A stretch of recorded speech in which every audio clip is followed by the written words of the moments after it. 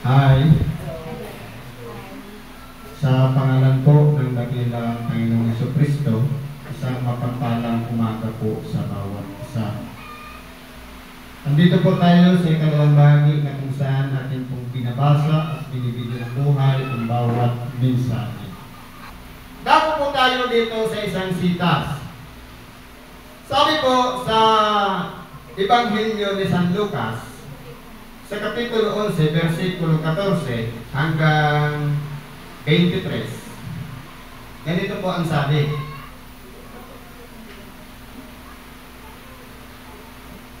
At nagpalabas siya ng isang demonyong pipi, at nangyari nang makalabas na ang demonyo, ang pipi ay nangusap at nangagtaka ang mga karamihan.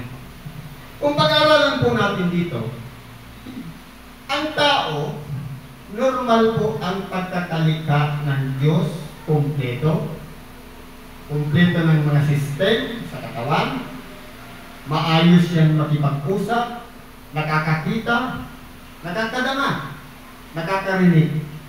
Pero sa oras na ang tao perwisyuhin ng espiritu ng demonyo, halimbawa naging pipi, espiritong pipi, ganun nga ang mangyayari, nasa ilalim na siya ng kapangyarihan ng masamang espiritu. Sa makatuwid bagay ang demonyo. Ngayon, sa bagay na ito, sabi dito, datapot sinabi ng ilan sa kanila, sa pamamagitan ni Beelzebub, ang pangulo ng mga demonyo ay nagpapalabas siya ng demonyo.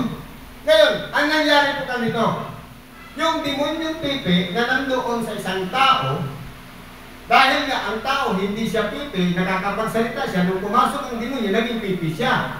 Ngayon, ang ginawa kayo ng ating nagilabas, pinalabas kayo yung demonyo. Ibig sabihin, yung taong o yung kalooban mismo ng taong naroon sa kanyang sarili, siya na mismo, kaya nakapagsalita na siya. Pero nung nasa impluensya pa siya ng kapangyarihan ng piping demonyo, pipi siya. Kaya po, dito, malalaman natin kung ano po ang nagiging attitude natin o nagiging ugali.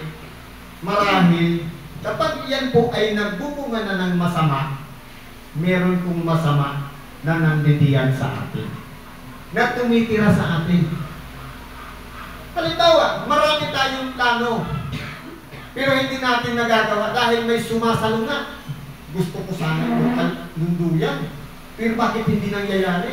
Ibig sabihin, may kumukontrol, may tumututol na masamang nasa kalagayan na naririyan sa isip natin na nagpapabago ng ating pagpapasya kung pupunta ba ako o hindi. Doon natin makikilala. Kaya ito na yung tinatawag na ang ating dakilang Panginoon nagpapalabas ng demonyo. Halimbawa, paano natin masasabi na ang ating Panginoon magpapalabas ng demonyo? Wala naman siya ngayon. Pero sabi nga, isa, dalawang, tatlo na nag-uusap sa pangalan ko, ako nasa gitna ninyo. Kapag pinag-uusapan na ang salita ng Diyos, ang tao po, kapag nakarinig ng salita ng Diyos, pinakinggan ng kanyang tainga, pinakiramdaman, pinagnilay-nilayan, at ipinasok sa kanyang puso, pag iyan po, nadama natin ang pagpapatawad ni Kristo, bilang tayo'y nag-ako ng ating mga kasalanan, ang masamang demonyo lalabas po yan. Kaya minsan sasabihin natin, bakit kaya kapag ako'y nasa bahay, napakarami kong karamdaman? Kapag ako'y nakakarinig na ng Ebanghelyo, wala akong sakit. Dahil po, pinapalabas ng Ebanghelyo ang masamang naririyan sa ating kalooban na iyan nagpapahirap sa atin. Dahil po, ang karamdaman ay espiritu. Espiritu ng mga sakit na naririyan sa ating mga bahagi ng katawan. Kaya po, alin baga ang mananaig? Yung pananampalataya natin sa Diyos, yung pagsunod natin sa kanyang kalooban, o yung pagpapasakop natin sa kapangyarihan ng karamdaman na wala tayong ibang ginagawa, pumunta doon sa mga ospital, sa klinik, na kung saan mas higit natin kailangan yung tinapay ng buhay o salita ng Diyos na iyan ang numero unong nagpapagaling ng ating mga karamdaman. Kaya po, nagkakamali tayo ng pasya. maganda sana yung pumunta ng doktor. Ang problema, hindi ka na nga nagsisimba. Ang gagawin pa, pupunta ka pa doon sa doktor, ano matututunan mo doon? Hindi ka makakasumpog na ng pagsisisi. Kaya paano nalalabas ang demonyo? Kaya dito po, iba-iba po, dito isang sampulan. Espiritu ng pipi na nandun sa tao na pinalabas ng ating dakilang Panginoon. Paano pala kung espiritu ng katamaran ang naririyan para hindi ka makapagsimba? Paano pala kung espiritu ng pagmamalaki? Hindi, alam ko na yung mga kasulatan, hindi na ako kailangan magsimba. Paano pala kung yan ang naririyan sa ating kalooban? Na nadadahig na tayo, nadadala na tayo, papunta na tayo niyan sa kapahamakan. Kaya po, ang Panginoon nagpapalabas ng demonyo sa pamamagitan ng Ebanghelyo, sa pamamagitan ng salita ng Diyos. Anong sabi nito? Ang nangyari, yung mga taong nasa paligid ng ating dakilang Panginoon, pinaratangan siya na nagpapalabas ang ating dakilang Panginoon sa pamamagitan ng kapangyarihan ni Beelzebub, na siyang prinsipe ng mga demonyo. Ano ang paliwanag ng ating dakilang Panginoon? Datapwat, sabi niya, at ang mga iba, sa pagkanya ay hinanapan siya ng isang tanda mula sa langit. Ngayon po, yung purpose ng mga taong nakapaligid sa ating dakilang Panginoon, para sukin siya. Kaya po, ang intention nila, hindi naman para matuto, kundi i-challenge ang ating dakilang Panginoon. Ano ang sabi ng ating dakilang Panginoon? Ang bawat kahariang nagkakabahagi laban sa kanyang sarili ay magkakawatak-watak.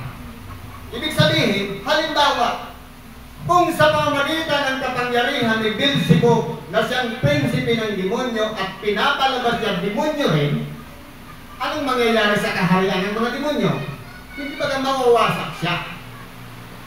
Dahil sila mismo naglalaban-laban sa loob nila. Nakuha niyo po ba? Ang ibig sabihin nito, yung power. Kung sa pamamagitan ng power mula sa prinsipe ng mga demonyo, nagpapalabas ang ating dakilang Panginoon para pakiusapan mo yung demonyo na lumabas doon, ibig sabihin, hindi sila organized. Hindi sila nagkakaisa dahil sila mismo pare-parehas mga demonyo naglalaban-laban. Ganon din po yan sa kapatiran. Halimbawa, kung ang kalaban natin nasa loob mismo ng kapatiran din, nagkakawatak-watak, sabi nga dito ng ating dakilang Panginoon, at ang sanbahayan na nagkakabahagi sa laban sa sanbahayan ay magigiba. Kaya po, hindi po magbubungan ng magandang bagay kung sa loob mismo ng isang kaharian meron mga kadahilanan upang magiba, upang hindi na magpatuloy ang kaharian. Kung inihalimbawa ng ating dakilang Panginoon sa kalagayan ng demonyo, na kung sila'y makatak, ang kakalabanan nila yung hindi tutol sa kanilang mga ginagawa. Pero dahil nga, sabi ng ating dakilang Panginoon, at kung si Satanas naman ay nagkakabahagi laban sa kanyang kaharian, sa kanyang sarili, paano mananatili ang kanyang kaharian? Paano tatayo ang kaharian ni Satanas kung yung mismong nasa ilalim niya na demonyo, nagpapalabas din ng demonyo?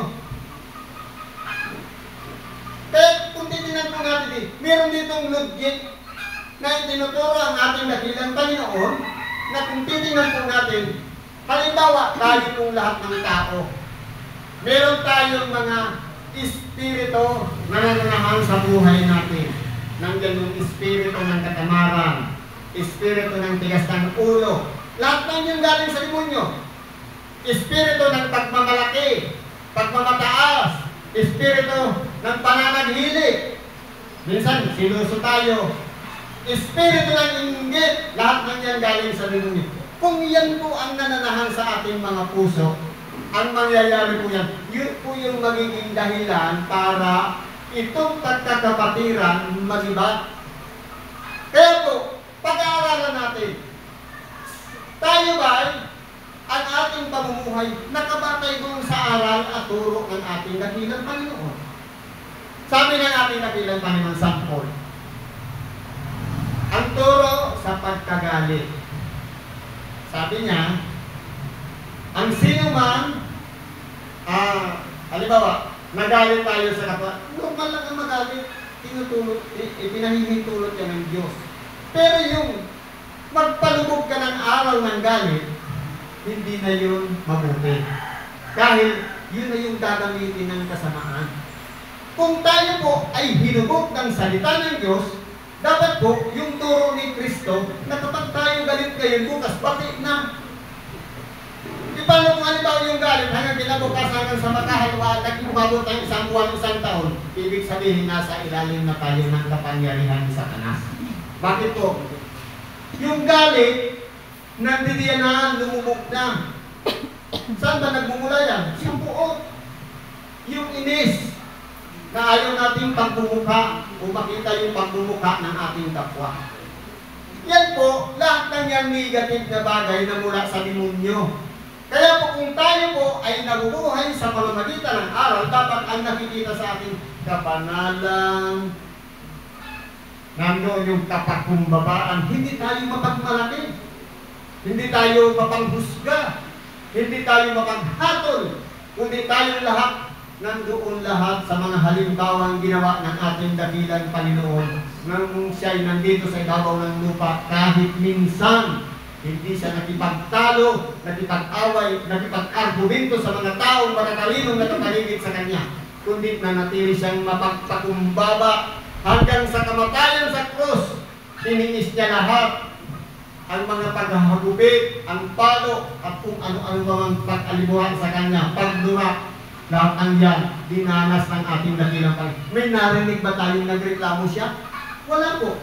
Ngayon, kung sinusundan natin si Kristo, dapat ganun din ang magiging asal natin.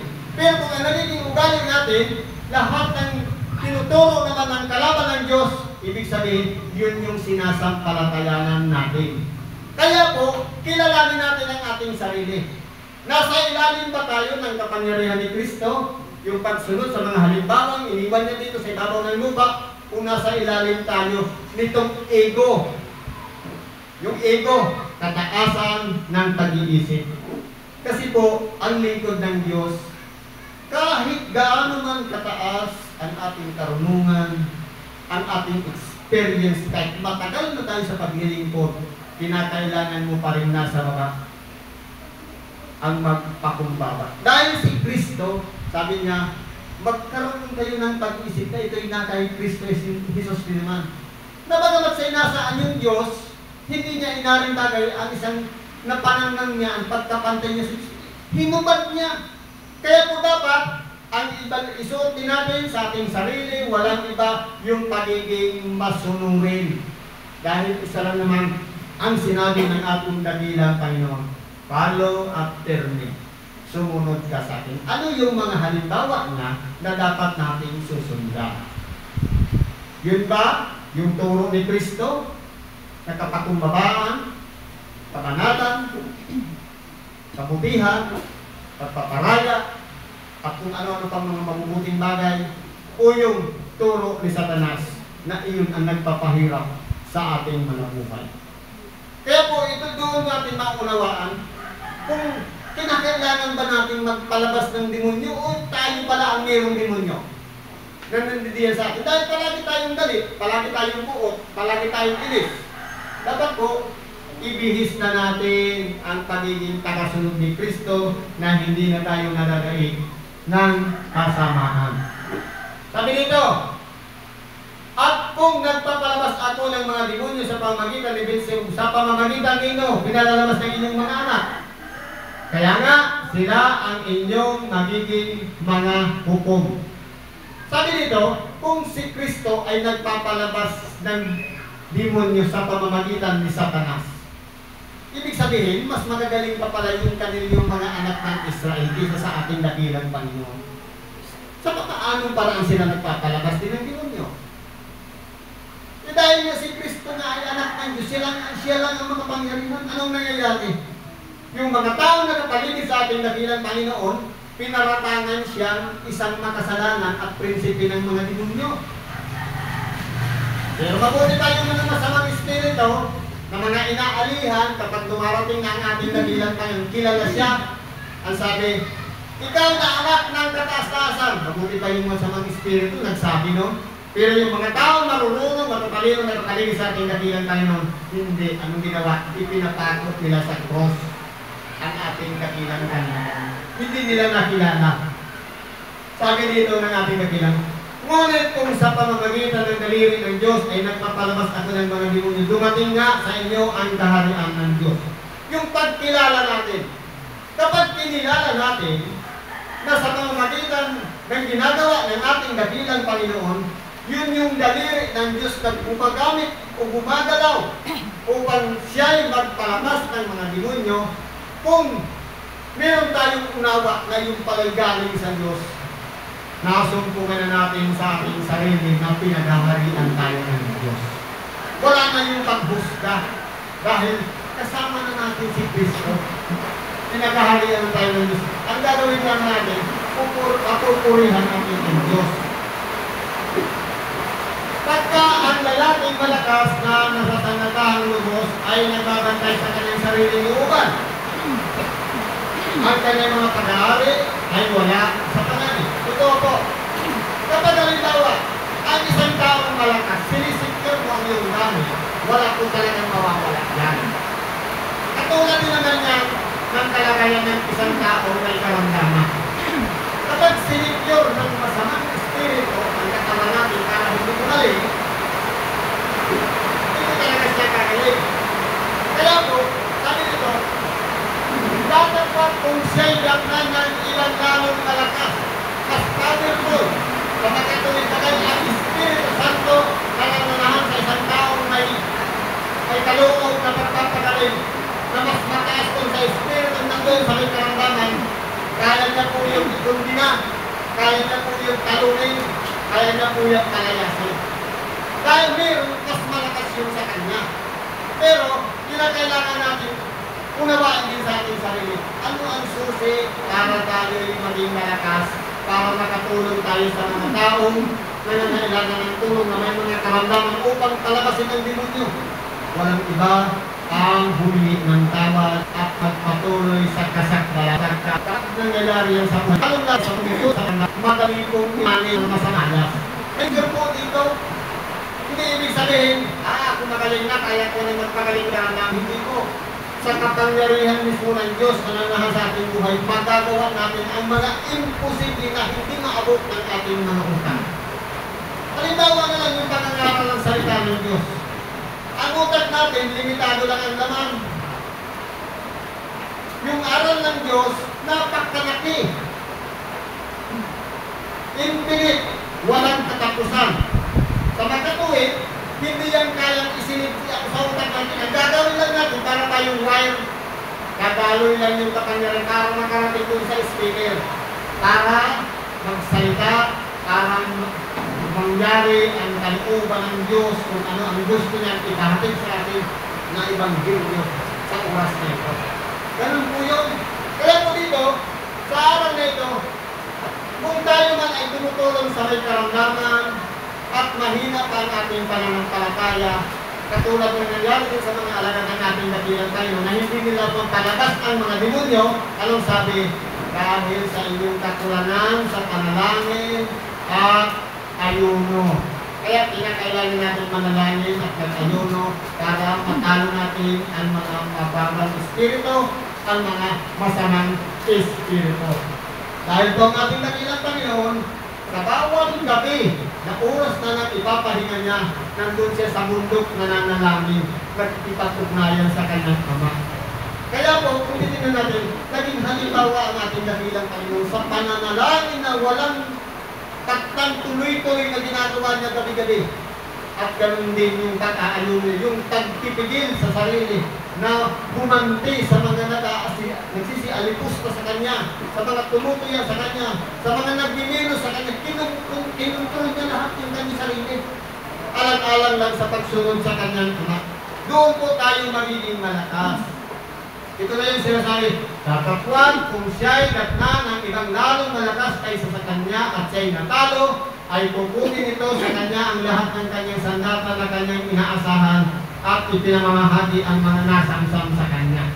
Kaya po, kapag ang isang tao na nasa karamdaman, nadaig ng mas mataas na kapangyarihan, gumagaling po ang may karamdaman. Kasi po, yung Espiritong nariyan sa kanyang katawan, mas mataas yung kapangyarihan ng Espiritu Santo. Kaya siya i-drive para lumayas doon sa taong yun. Kaya po gumagaling ang tao. Lalong-lalong na, bit-bit ko pa yung salita ng Diyos o yung tabak. Walang iba. Ang Ibanghilyo na kapag tinanggap ng isang tao, nagsisi at nagbalik loob sa Diyos, mas magaling pong ipagkalong ang karamdaman. Kaysa pumunta ka sa doktor, na-overdose ka ng chemical, bibigyan ka pa ng chemical, ng mga gamot, gagaling ka ba? Kaya kung humingi ka lang ng tawad sa Diyos, baka yung sukat ng buhay na itatagal na lang sana natin na 10 taon, baka gawin pang triple, o baka gawin pang quadro. Bakit po? Isang halimbawa, yung mayor natin dito. Hindi ba gaanong panahon? Sabi ng doktor sa kanya, 6 months na lang ang buhay. 1980s. Hindi ako nagkamali, 87 ata, 88. Ano nangyari? Ilang taon na ngayon si mayor? Higit 60 na. Sa edad na 15, times 4 na ang buhay niya. Dahil po sa pagpapasakop ng kanyang magulang, yung anak yun ni Maylid, nagusada, naging huwaran upang yung pananampalataya nila sa Diyos hindi po makalo. Kaya po napunta yung templo doon sa lugar nila dahil po sa kanilang panamig. Kaya po dito, pagka ang hindi sa akin, ay nakasama ko ay nagsasamba. Kaya po, tayo po nga pinagkalooban na magpagaling ng karamdaman, kailangan natin si Kristo palaging kasama habang ginagawa natin ang ating mga ministeryo. Dahil, kapag hindi natin siya kasama, magsasambulat tayo. Useless yung mga pagpapagod natin, yung mga paghihirap natin, yung sakripisyo natin. Sambulat natin yun. Wala tayong reward na nakatulong tayo sa ating kapwa. Dahil wala si Kristo. Ito na yung sinasabi, magsilayo kayo sa akin, hindi ko kayo na nakikilala. Dahil hindi natin siya isinama. Sa bawat oras na tayo tumutulong sa mga may karamdaman. Kaya kailangan tawagan natin lagi siya sa oras na tayo tutulong sa may mga karamdaman para kilala tayo ni Kristo. Sabi nito, pagka ang karamdaman ng Espiritu ay lumabas sa isang tao, ay lumalakad sa mga puwerpa. Kaya po, naway, hanggang dito na lang po ang pakikibahagi natin. 23 lang pala. Ang biyaya nawa ng papapala ng Diyos sumagana sa bawat isa sa atin. Ano man ang ating mga kahilingan, karaingan man, idulog po natin yan lahat sa Diyos. I-surrender natin at ipagkakaloob sa atin ng Diyos ang kanyang pagpapala, pagtalinga, at naway matuto pa tayo sa ating pabalik-balik sa templo sa pamamagitan ng pagsunod sa kanyang kalooban. At pag-hindi po ay napakalaking bagay na pagkain ng ating nag-iisang kaluluwa na minsan napupunti na sa mga nangyayari sa ating buhay. Sari-saring tukso, pagsubok, problema, karamdaman. Pagtisa natin yan, kaya natin yan, basta kasama natin si Kristo. Hanggang dito po, salamat po at isang mapagpalang